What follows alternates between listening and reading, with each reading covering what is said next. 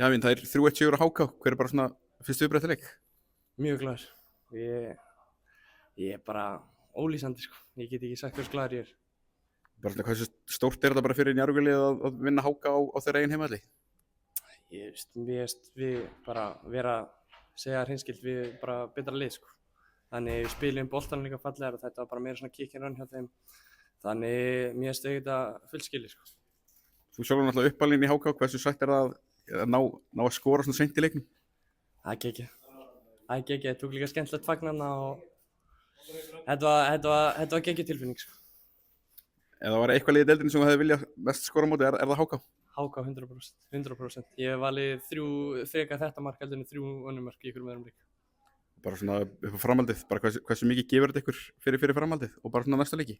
Þetta 3 stig mikið, þú veist, í hverjum einasta leik og það er þægilegt að taka 3 stig á erfiðum útivelli sko. Það er alltaf erfitt að spila í kortum sko.